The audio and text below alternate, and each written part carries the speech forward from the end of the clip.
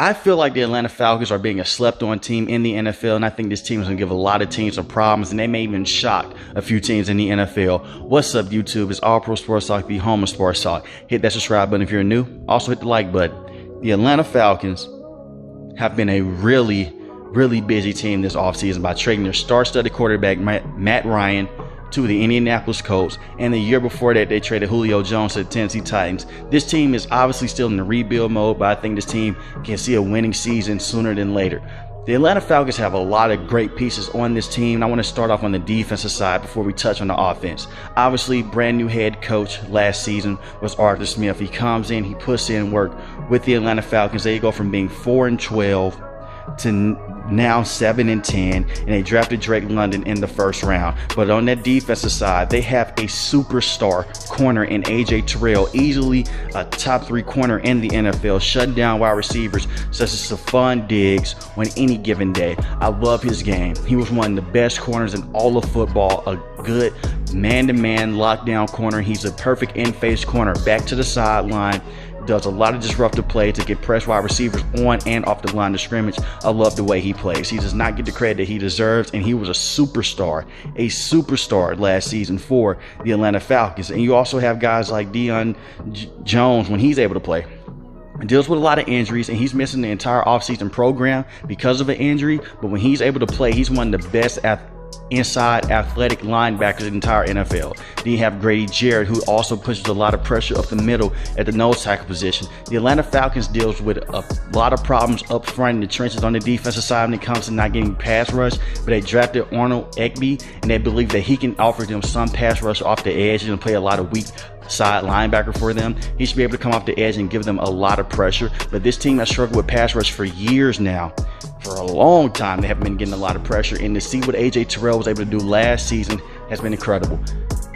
When a corner is able to lock up wide receivers when he has no pass rush in front, that's when you know you have a legit superstar at the cornerback position. I think he's going to only get better. On the offensive side of the ball, you have Kyle Pitts. Obviously, you know this kid was going to be one of the best tight ends in the league in his rookie season. 68 receptions, 1,026 yards, and 1 touchdown. And a lot of people may say, why does he only have 1 receiving touchdown? He was getting doubled and triple teamed a lot when Calvin Ridley took some time away from the team. And when Calvin Ridley wasn't there, a lot of people just put a lot of focus on Kyle Pitts. And you did have Russell Gage there, but Russell Gage was very expendable for the Atlanta Falcons, even though he was a really good wide receiver.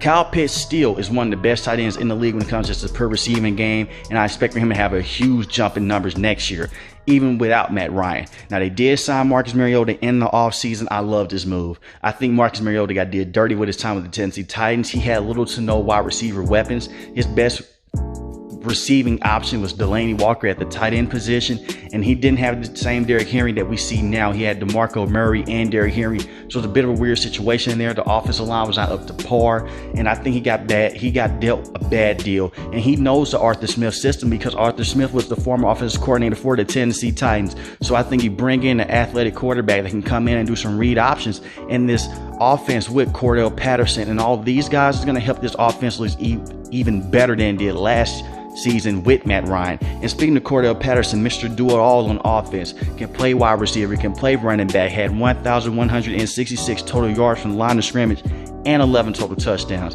This man can be a good kick returner and a punt returner for you as well. He was making jokes on social media that he can come in and play quarterback or safety for this team. That's how many snaps this man played last season. Arthur Smith uses him to his fullest extent. No, he's not the best wide receiver in the league, and he's not the best running back in the league. But when it comes to playing both, he's just an excellent playmaker, and he's the best offensive player besides Kyle Pitts on this team. A very great player for the Atlanta Falcons to have. And they end up drafting Drake London, like I said a couple minutes ago. Excellent wide receiver from USC. Reminds me a lot of Mike Evans going down the field. It's a big target for Marcus Mariota to hit in the red zone. It's going to be a red zone gouger. This team has a lot of basketball players out there. And what I mean by that is size and athleticism with these wide receiver and these tight ends. Kyle Pitts is a mountain of a man. Drake London is a mountain of a man. He's not going to come across a lot of corners and safeties that can man up both of those specimens that are going to be up and be able to outsize and out physical both of those receiving options. So it's going to be very interesting to see what this team can do. They also have Auden Tate, who is another big wide receiver, and they traded from Brian Edwards from the Las Vegas Raiders. Another excellent move. He didn't get enough targets, I felt like, when he was with the Raiders, because they had a lot of movement and shifting going on. But he had 34 receptions, 571 yards last season, and 3 receiving touchdowns. So we know he can play. He's another go up and get it wide receiver, and he can get open down the field and run a lot of slants for you as well. So they have their wide receiver shredded up, and they also have a plan for when Calvin Ridley's not going to be there, because he's going to miss the entire season. So they're missing their best route runner, but you made up for it by getting Drake London. You have Kyle Pitts there. It's going to help out Marcus Mariota. You can still run the football and do a lot of things with guys like Patterson, with Damon Harris. I like the way that this team can move and navigate around the system of Arthur Smith. It's going to be very interesting to also see how Desmond Ridder will look when it's time for him to play with this team. But I think Marcus Mariota is going to pop off. He's going to show people why he was worthy of being a 2nd overall pick years ago. I love the way that this team is building. Their defense still bothers me a little bit. I still love A.J. Terrell on this team. He's a star corner. Grady Jarrett, when he's healthy, he's a really good defensive tackle. And you still have Deion Jones. When he's healthy, he's a really good inside linebacker as well. Casey Hayward is also a good veteran of the game at the cornerback position. So they have 2 legit studs at the cornerback position. This team's going to give a lot of teams some problems. I like the way this team can maneuver and move around. But I want to hear from you guys in the comment section.